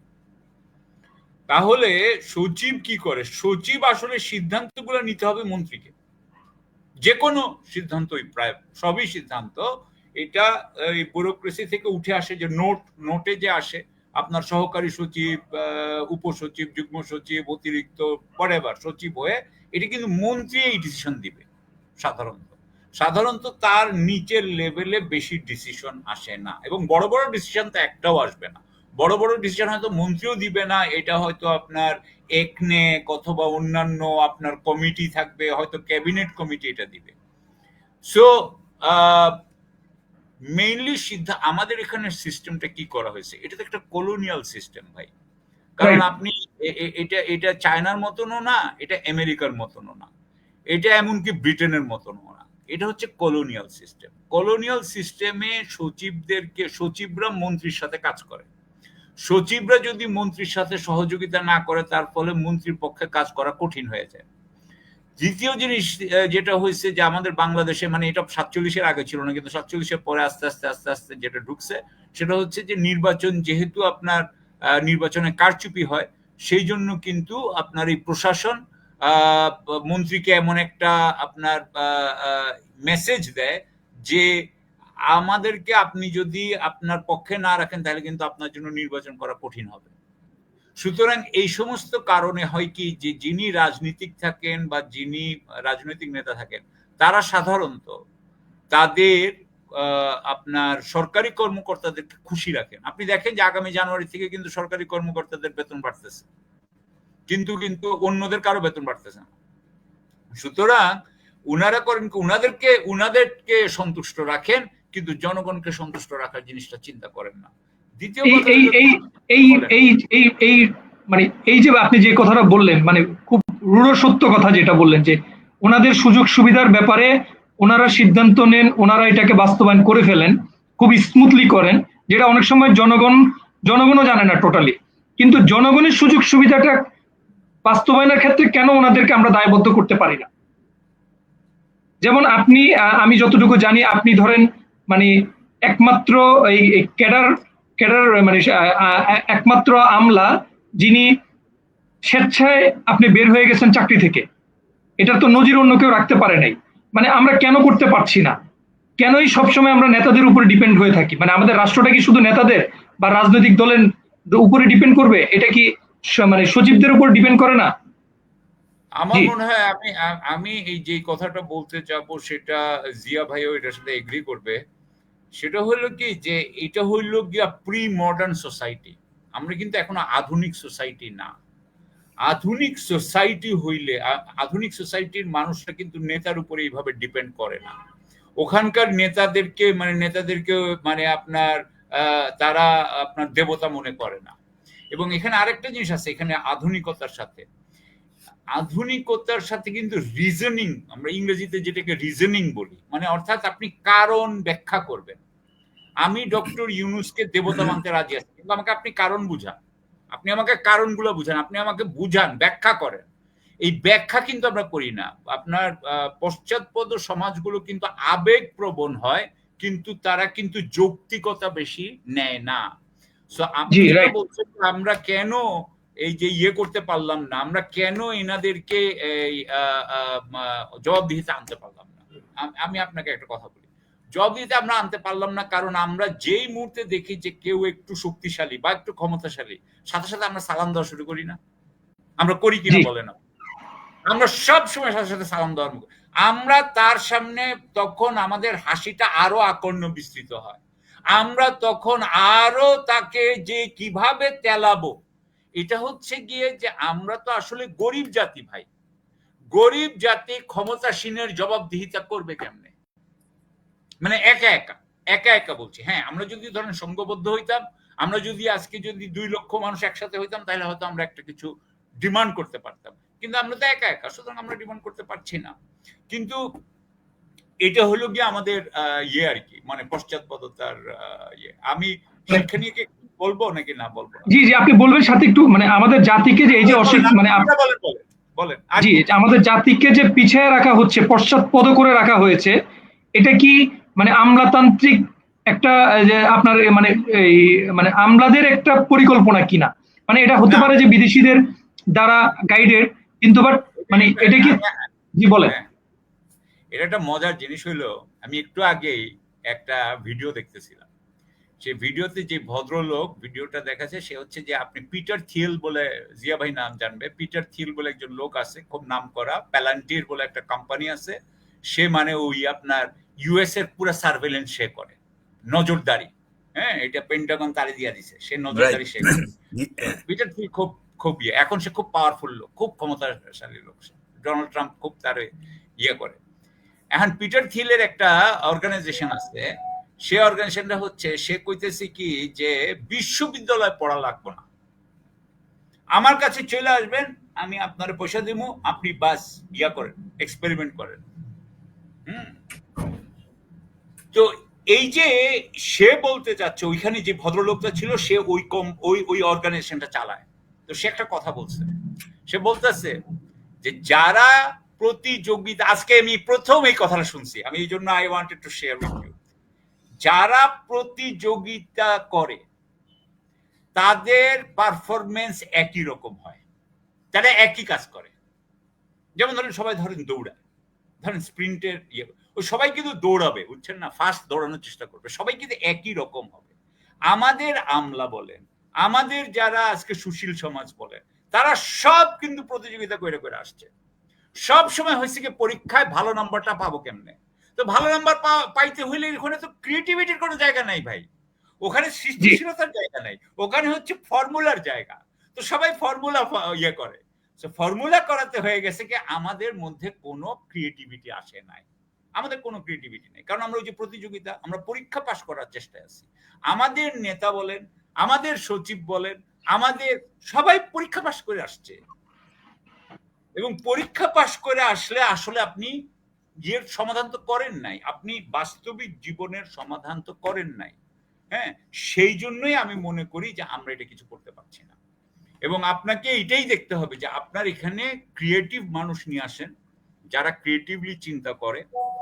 শিক্ষাকে আপনি কি পরীক্ষার জিনিস বানাবেন নাকি আসলে শিক্ষার জিনিস বানাবেন, এটাও আপনার একটা চিন্তা আছে। আপনি যদি প্রিন্সিপাল হন একটা কলেজের, বা আমি ক্যাডেট কলেজের কথা বলতে পারি যে আপনি একটা ক্যাডেট কলেজের প্রিন্সিপাল, আপনার কলেজের সবাই জিপিএ 5 পায়, কিন্তু তাতে কি হয়েছে, 20 বছর পরে এসে সবগুলো ক্যারিয়ারিস্ট হয়ে গেছে, একজন লোকের নৈতিকতা বোধ নেই, সব ক্যারিয়ারিস্ট, কি হইল? সো আমি মনে করি যে আমরা আসলে সত্যি কথা বলতে কি যে ব্রিটেনে 1834 ম্যাকলের মেমো ছিল, একটা কথা, ম্যাকলের মেমো। ম্যাকলে বলছিল যে ভারতের মানুষজনের শিক্ষার দরকার নাই, ভারতের কয়েকজন ব্রাউন লোক থাকবে যে যারা ইংরেজি জানবে, তারা আমাদের দোভাষী হবে, আমরা বইলা দিব কি করতে হবে, তারা করবে, বাস। আমি মনে করি আমরা এখনো সেখানেই আছি, 1834 থেকে আমরা বাইর হয়ে এখনো আসতে পারি। সেই জন্যই আমরা এখনো উনাদেরটা নিয়ে গলাধকরণ করে আমরা উগরায় দিচ্ছি, বমি করতেছি। আমরা নিজেদের জ্ঞান বানাচ্ছি না, নিজেদের জ্ঞান নিজেদের বানাইতে হবে, তাই না জিয়া ভাই? নিজেদের জ্ঞান, you have to produce your own knowledge, আপনাকে নিজের নতুন জ্ঞান বানাইতে হবে, এবং সেটা বানানোর, আবার ইকোনমিক্স এর ভাষায় বলা হয়, সেটা বানানোর জন্য একটা উৎসাহ লাগবে। অর্থাৎ যারা নতুন জ্ঞান বানায়, আপনি কি তাদেরকে উৎসাহিত করেন? তাদেরকে কি আপনি পয়সা পাতি দেন? যেভাবে হোক, এটা আমি পয়সা পাতি দিয়ে খালি যে হবে তা না, পয়সা হতে পারে, পদ মর্যাদা হইতে পারে, নানান ধরনের হইতে পারে, আপনি করেন না? আপনার এরকম কোনো সিস্টেম তো আমি এখন পর্যন্ত জানি না, তো তাহলে কেমনে হবে? আমরা তো, আর এখন আরেকটা জিনিস হচ্ছে যে এটা তো এতদিন ধরে চালায় গেছেন, এখন তো এআই আসছে, আর কিছুদিন পরে আপনি এই শিক্ষা ব্যবস্থা নিয়ে বাংলাদেশে তখন মানুষ আর টিকতে পারবে না, ওই আপনার ওই খেতে কাজ করে খেতে হবে। Anyway, thank you. জি, ধন্যবাদ তাকে বলি। জি জি, আপনি বলেন। আমি একটা জিনিস actually I to take the lead from Sakib ভাই, সেটা হচ্ছে যে ওই যে কোশ্চেনটা আমেরিকানরা, আমার সুযোগ হয়েছিল দুইবার পড়াশোনা করতে যাওয়ার, তো যারা ওখানে যারা সেই প্রশ্নটা তারা right from their childhood they teach their children is to ask why should I do it, and এই একটা জিনিস বাংলাদেশে হলো টোটালি অ্যাবসেন্ট। আপনি শিক্ষক, আপনি তাকে বলবেন, সে ফর এক্সাম্পল, আমি ছোট্ট একটা এক্সাম্পল বলছি, আমাদের জ্যামিতি শিখতে হবে, am I right? আপনি জিজ্ঞেস করেন 100 জন ছাত্রকে, জিজ্ঞেস করেন যে জ্যামিতি শেখার কারণ কি, প্রত্যেকটা ছাত্র যদি তার টিচারকে জিজ্ঞেস করতো, স্যার আমি কেন জ্যামিতি শিখবো, সে কিন্তু বলতে পারতো যে দেখো তুমি যে ঘরে থাকো সেই ঘরটা কিন্তু দাঁড়ায় আছে জ্যামিতির উপরে, এখানে অ্যাঙ্গেলস আছে, বার্স আছে, ঠিক আছে না? তো এই যে ব্যাপারটা, যে জ্যামিতি একটা শেখার বিষয়, এবং এটার কারণটা হচ্ছে it is applied in our private life, public life, anywhere you go you need geometry, anywhere you go you need mathematics. আপনি দেখবেন বাংলাদেশের কনটেক্সটে আজকাল হয়তো অনেক মেয়েরা খুব ভালো ম্যাথমেটিক্সে, অনেক ভালো মেয়েরা আছে, বাট অ্যাভারেজে আমাদের দেশের মেয়েরা কিন্তু ম্যাথমেটিক্স পড়তে চায় না এবং ইংরেজি পড়তে চায় না, because this two are very very difficult to them. কারণ আমাদের শিক্ষকরা কোনোদিন তাদেরকে বলে নাই যে দেখো এই সাবজেক্টটা কিন্তু ইজ নট কঠিন, সহজের ব্যাপার না, it is a requirement for you to survive, তোমার সার্ভাইভালের জন্য এটা জানা প্রয়োজন। এই ব্যাখ্যা দিয়ে কিন্তু কোনো শিক্ষক, আমি আমার ছোটবেলায় আমাকে কেউ বলে না এটা সার্ভাইভাল না, আমাদের জন্য ছিল লাঠি, বাট এখন কিন্তু সুযোগ আসছে, এখন কিন্তু লাঠি ইজ ফরবিটেন। তার মানে হুম। কি, আমি একটা শিক্ষককে, একটা বাচ্চাকে কিভাবে শেখাবো, তাকে কিন্তু তার কারণ ব্যাখ্যা করতে হবে যে দেখো এটা তোমার জানা প্রয়োজন, কেন এটা তোমার লাইফে লাগবে কোনো না কোনো এক সময়। So we don't have that. আর সেকেন্ড হচ্ছে, দেখেন, সেটা হচ্ছে আমাদের দেশের আরেকটা প্রবলেম যেটার কারণে আমরা এই অবস্থা, সেটা হলো সবাই আমাদের আর্থিক নিয়ন্ত্রণটা আমার হাতে রাখতে চাই। আর্থিক নিয়ন্ত্রণ আমি ছাড়তে চাই না। আমি বাংলাদেশে 18 কোটি দেশের মানে মানুষের দেশ, এই দেশের শিক্ষা মন্ত্রণালয় হলো ঢাকা, হাজার হাজার স্কুল কলেজ এখানে সেখানে আছে, কিন্তু অর্থ ছাড় হয় সেখান থেকে। অথচ প্রত্যেকটা আধুনিক রাষ্ট্রের এই শিক্ষার ব্যাপারে যে ব্যয়টা, এটা কিন্তু ছেড়ে দেওয়া হয়েছে লোকাল গভর্নমেন্টের উপরে, এবং রাষ্ট্র শুধু তাকে একটা ইনসেন্টিভ দেয়। ঠিক আছে, সেই লোকাল বডি করে কি, আমি এক্সাম্পল বলছি, লোকাল বডি সে ঠিক করে যে তার এলাকার মধ্যে কতগুলি স্কুল আছে, কতগুলি ছাত্র আছে, তার কি বাজেট লাগবে, এবং সেই বাজেটটা কত পার্সেন্ট লোকাল গভর্নমেন্ট দিবে আর কত পার্সেন্ট লোকাল গভর্নমেন্ট মানছে এলাকা। For example Dhaka city corporation, এই ঢাকা সিটি কর্পোরেশনের মধ্যে যত স্কুল আছে, এই স্কুলের দায়িত্ব কিন্তু বেশিরভাগ ক্ষেত্রে আধুনিক বিশ্বে কিন্তু সিটি কর্পোরেশনের দায়িত্ব। এটা কিন্তু সরকারের শিক্ষা মন্ত্রণালয়ের দায়িত্ব না। শিক্ষা মন্ত্রণালয় শুধু একটা থোক বরাদ্দ দেয় যে ঠিক আছে তোমার এখানে দরকার 5,000 কোটি টাকা, তুমি কত জেনারেট করতে পারো। এবং এই যে আমরা যে ট্যাক্স দেই, এটার কিন্তু একটা সবচেয়ে বড় অংশ যায় কিন্তু শিক্ষা ব্যয় সেই সমস্ত আধুনিক দেশে।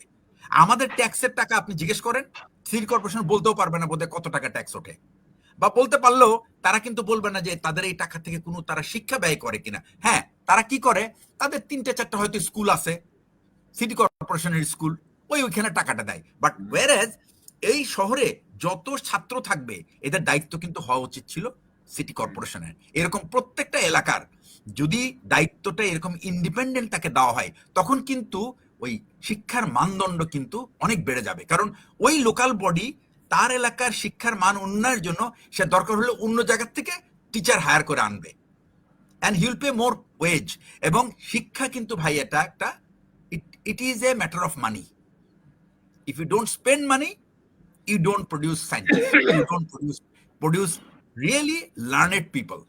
তো আমি মনে করি আমাদের দেশে ইউনিভার্সিটিতে কত অনেক বড় বড় মানে শিক্ষাবিদরা আছেন, তাদের মাথার থেকে এই জিনিসটা কেন বের হলো না, আমার কাছে এটি খুব অবাক লাগে। আমি কিন্তু তাদের তুলনায় খুব ক্ষুদ্র একজন মানুষ, বাট আমি খুব স্পষ্ট দৃষ্টিতে, দিব্য দৃষ্টিতে দেখতে পাই যে আমাদের দৃষ্টিতে এই আমাদের এই দেশের এই শিক্ষার পুরো ব্যবস্থাটাকেই একটা আমূল পরিবর্তন দরকার ছিল, এবং এই সুযোগ ছিল, এই 14 মাসে কিন্তু সুযোগ ছিল সে আমূল পরিবর্তনের যাত্রা শুরু করার, এবং সেটা শুধুমাত্র শিক্ষা উপদেষ্টার নির্লিপ্ততায় we have miss this train. আমি আরেকটা এক্সাম্পল বলি, যে একটা শিক্ষার, একটা ইউনিভার্সিটি বা একটা ইনস্টিটিউশন কিভাবে একটা দেশের ফিউচারিস্টিক হইতে পারে, তার একটা এক্সাম্পল বলি। এই যে আজকে আমরা উবার চলি না, এই উবারের যে উৎপত্তি, এই উৎপত্তি কিন্তু শুরু হয়েছে টার্মিনেটর নামে একটা মুভি ছিল।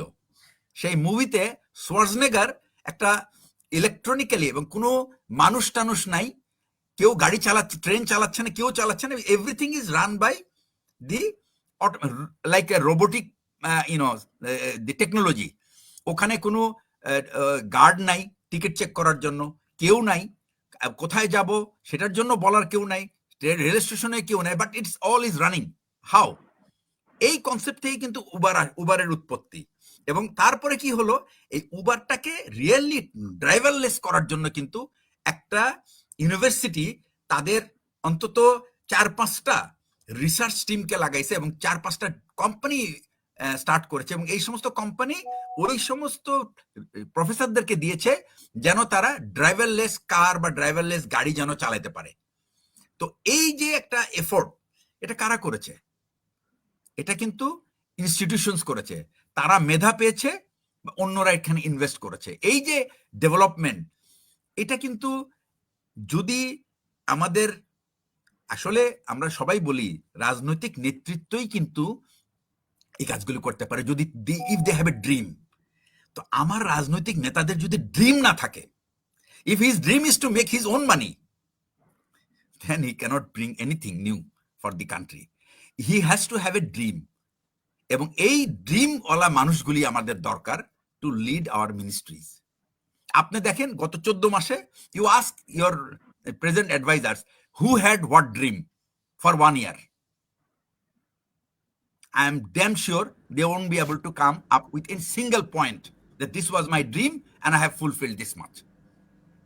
তো এটাই হলো আমাদের এই মানে এখানে this is the main problem, যে আসলে আমাদের এই যে সমস্ত নেতাদের স্বপ্ন থাকতে হবে এবং সেই স্বপ্ন বাস্তবায়নের জন্য তার নিজস্ব মেধা থাকতে হবে, মননশীলতা থাকতে হবে, কমিটমেন্ট থাকতে হবে। Only then he will be able to drive the others people to attain that objective.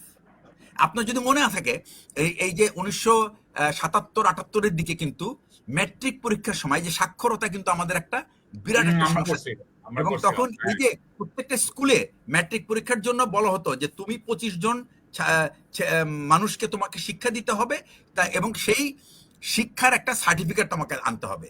হ্যাঁ, হতে পারে পুরো ব্যাপারটাই ফল্টি, মেবি ইট ওয়াজ, কিন্তু এটা যদি আমরা চালু রাখতাম তাহলে কিন্তু আজকের ওই এনজিওর এই যে শিক্ষার নামে যে বিভিন্ন এনজিও, আমি নিজে একটা শিক্ষার রিসার্চ প্রোগ্রাম মানে ইভালুয়েট করেছি, একটা পেপার লিখেছে যে আমাদের এনজিওস গুলো নাকি শিক্ষা ক্ষেত্রে একটা দারুণ অবদান রাখছে।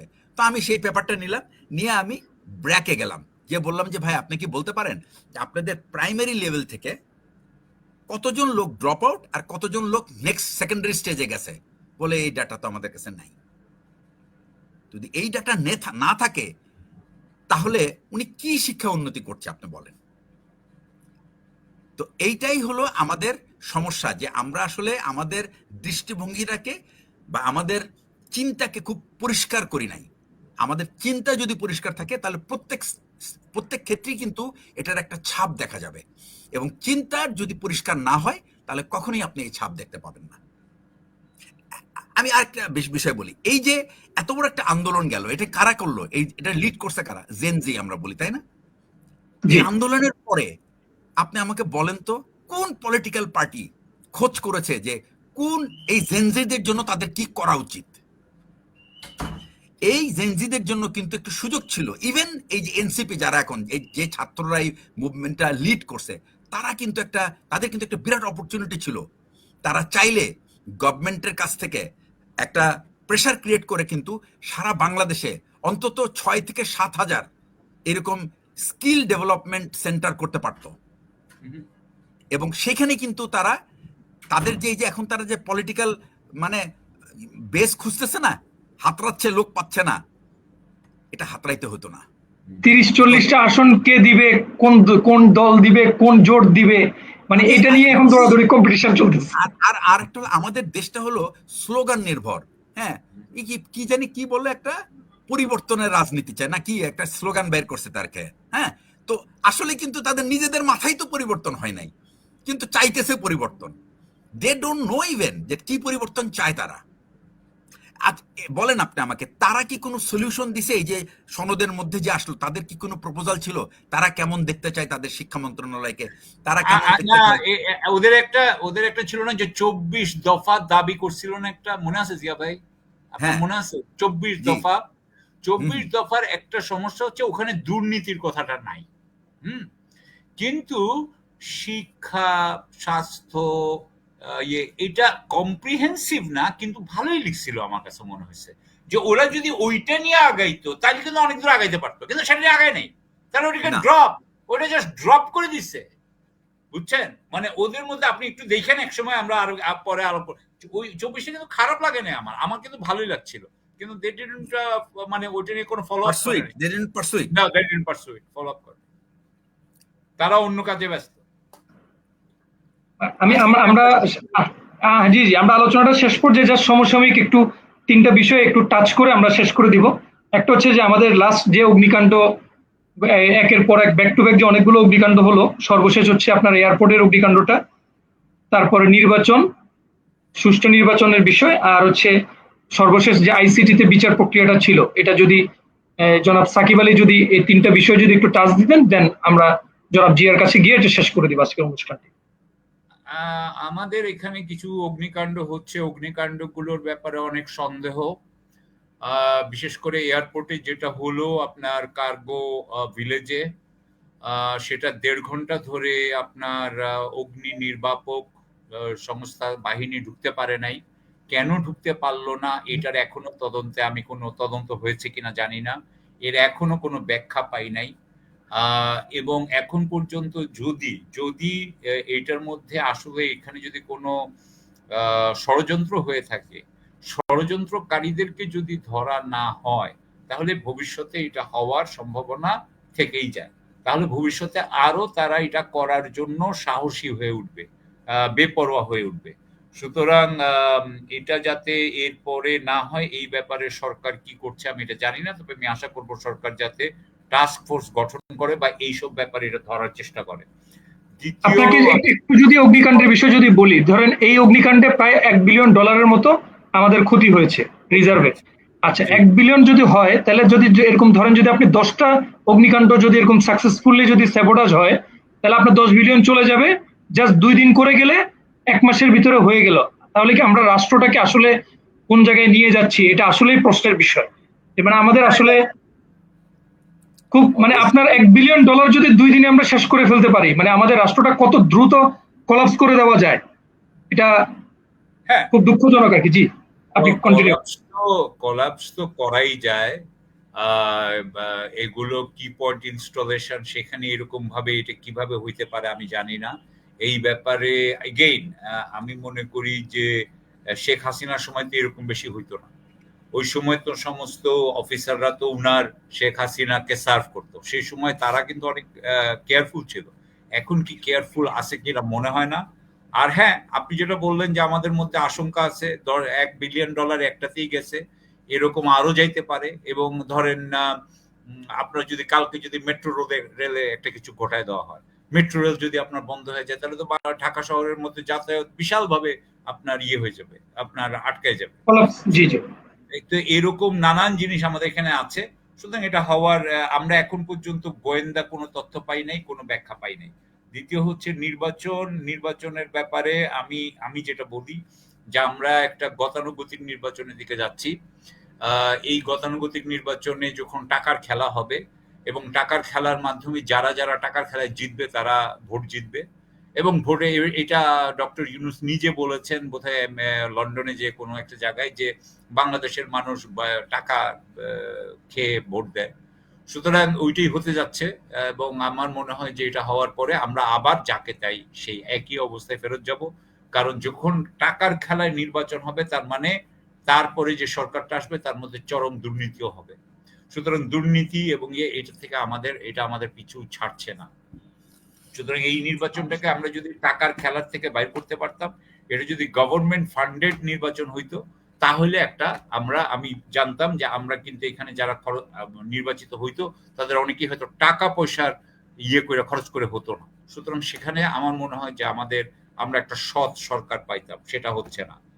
আর আপনি থার্ড হচ্ছে যে লাস্ট যে আইসিটির বিচার নিয়ে যে আইসিটি বিচারে এটা প্রমাণিত হইল যে আপনার আর্মির যারা অফিসার তারা হইল গিয়ে তারা হইল গিয়ে আইনের ঊর্ধ্বে।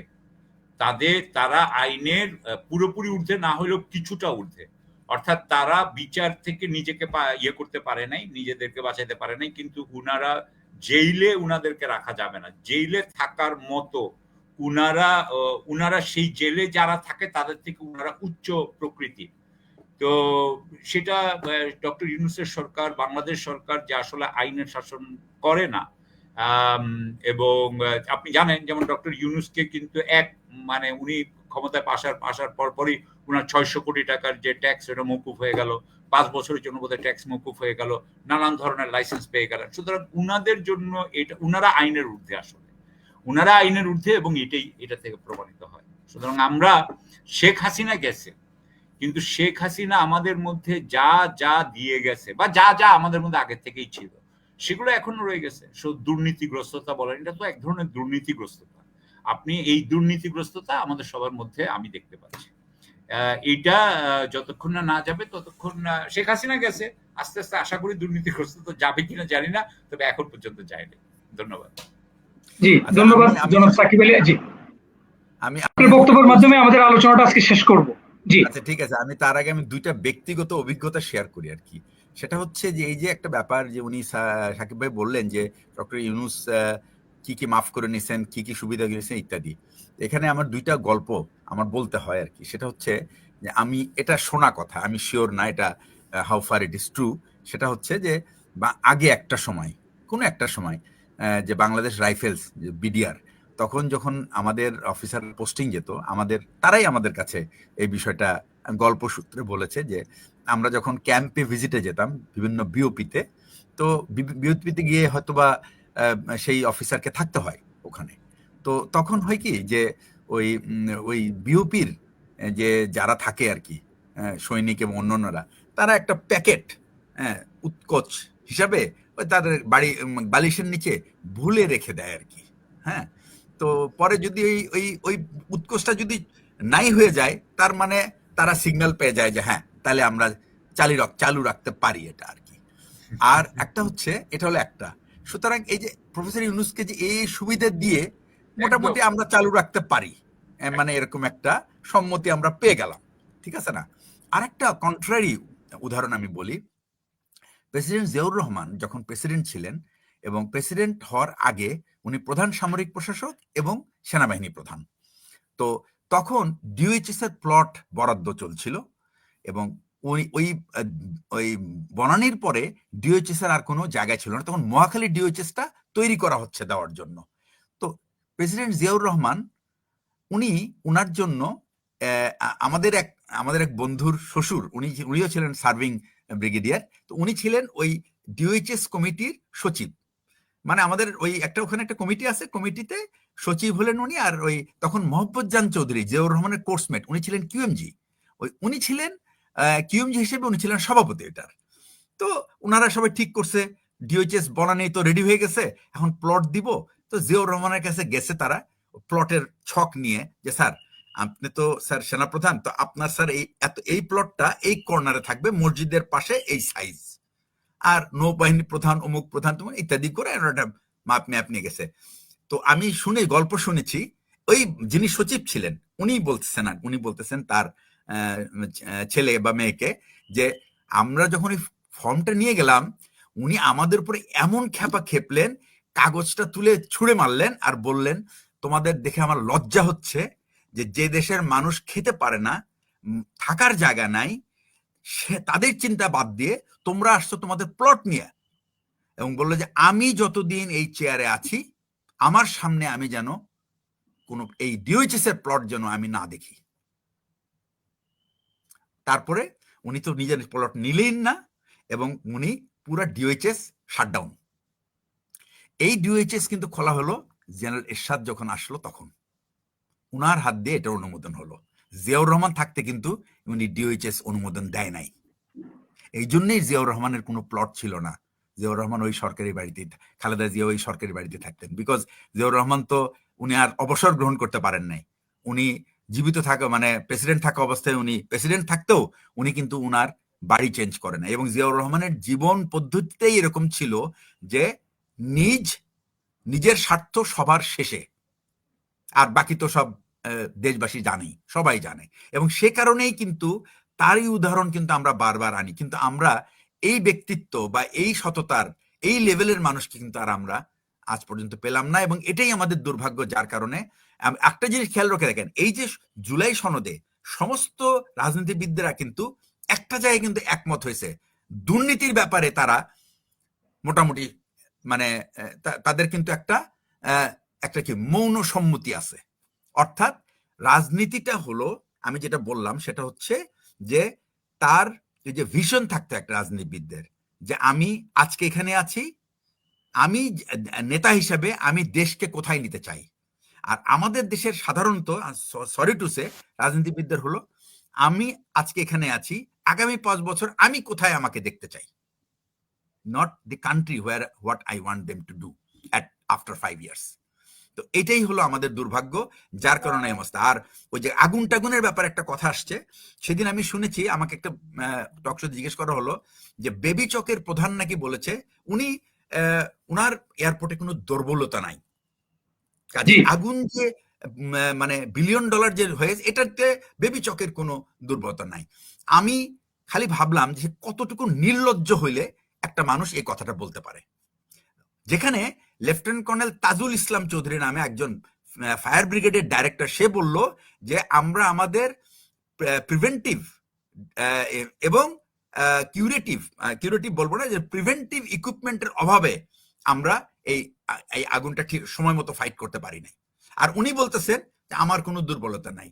তো আমার হয় যে কোনো একজন মিথ্যা বলছে, হয় বেবি চকের প্রধান মিথ্যা বলছে, আর না হলে আমি তো মনে করি যে ওই আগুন লাগার পরের দিনেই গভর্নমেন্টের উচিত ছিল to fire that this gentleman, এই বেবি চকের যে আছে তাকে কিক আউট করা দরকার ছিল, because he has failed to protect the properties of the nation and that is his responsibility. এবং পরে জানলাম আমরা যে নাকি এয়ারপোর্টে নাকি পানি ছিল না।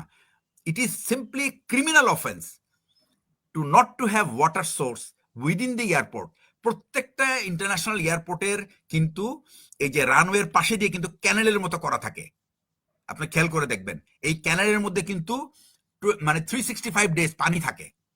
এবং এটাই কিন্তু পানি রাখার কিন্তু একটাই কারণ, সেটা হচ্ছে should there be any fire যেন ফাইট করতে পারে সাকসেসফুলি, মানুষের জন্য এবং বিমানের জন্য কোনো ক্ষতি না হয়। তো এইটার পরে একটা স্টোরে আগুন লাগার পরে এত বড় ক্ষতি হয়ে গেল, অ্যান্ড বেবি চকের প্রধান বলছেন যে তার কোনো দুর্বলতা নাই। তো এইটা তাহলে কার দুর্বলতা? নিশ্চয়ই কারো না কারো। এটা নিশ্চয়ই সবাই যদি সবল হইতো তাহলে তো এই আগুন তো লাগার কথা না। তো সুতরাং আমাদের ভিতরে যে দায়িত্বহীনতা এবং মিসকোঅর্ডিনেটেড, এই কথাটা আরেকবার কেউ জানবে যে একজন উপদেষ্টার সাথে আরেকজন উপদেষ্টার মিল নাই। এক উপদেষ্টা বলল 900 একর জমি আমরা ভারতের সাথে চুক্তি বাতিল করে ফেলছি, পররাষ্ট্র উপদেষ্টা বলতেছে না এই ধরনের কোনো কিছু বাতিল হয় নাই। I don't understand, where do they work? Do they have any cabinet where these things are discussed? আর যদি এটা এই মিসকোঅর্ডিনেশন হয়েই থাকে বা বলে থাকে, then who is going to correct them? কারো কি দায়িত্ব আছে? প্রধান উপদেষ্টার কি দায়িত্ব আছে to call both of them? Then why are you making circus? আমার কি মিনিস্ট্রিটা কি সার্কাস নাকি? Everybody is playing the role of circus. আমি যদি আপনাকে একটা ইনফরমেশন দিই, মানে আমরা যতটুকু খবর পেয়েছি যে আমাদের chief adviser button mobile use করেন। এটা আসলে বাটন মোবাইল ইউজ করাটা ক্ষতিকারক কিছু না, বাট আপনার যে এই যে তথ্য প্রবাহ, আপনার কাছে যদি পত্রিকা না দেয়, আপনার কাছে যদি আপনার এজেন্সিগুলো যদি রিপোর্ট না দেয়, তাহলে আপনি সরাসরি কিভাবে তথ্যটা পাবেন? সোশ্যাল মিডিয়ার যুগে আপনি যদি একটা ডিজিটাল ডিভাইস আপনার হাতে থাকে, তাহলে কিন্তু আপনি খুব র্যাপিডলি কিন্তু জনগণের ইন্টারাকশনটা পাচ্ছেন। এখন উনি যদি বাটন মোবাইল ইউজ করেন আর ওনার যদি এজেন্সি বা ওনার যেই মানে বিভিন্ন স্তরগুলো যদি নিউজ প্রপারলি ওনাকে যদি গাইডেড না করে, তাহলে আসলে কি উনি কি সঠিক তথ্যটা কি উনি কি পাবেন কিনা, বা উনি কি পেতে চাচ্ছেন? আজকের যে সাবজেক্ট ম্যাটার, যে মানে ব্যক্তি নির্ভর বাংলাদেশ কি আশীর্বাদ নাকি, আমি তো দেখতেছি পুরাটাই লায়াবিলিটিস। যদি যাকে ব্র্যান্ডিং চিন্তা করতেছি সে যদি এত পশ্চাৎপদ হয়ে থাকে যে তার হাতে কোনো খবর নাই, and he doesn't have the device to know what is happening, তাহলে তো পুরোটাই আমরা we are actually carrying the liabilities. তাহলে বিগত 16 বছরে আরেকটা एग्जांपल অনেক বড় হয়ে গেল আমার পক্ষে, বাট আমি আপনাকে একটা ছোট एग्जांपल দিই। এটা সাকিব ভাইও জনাব সাকিব আলীও জানার কথা। সেটা হচ্ছে যে মানে বিগত ফ্যাসিবাদের আন্দোলনের সময় খুব ছিল হচ্ছে আপনার এই যে গণস্বাস্থ্যের ডক্টর জাফরুল্লাহ।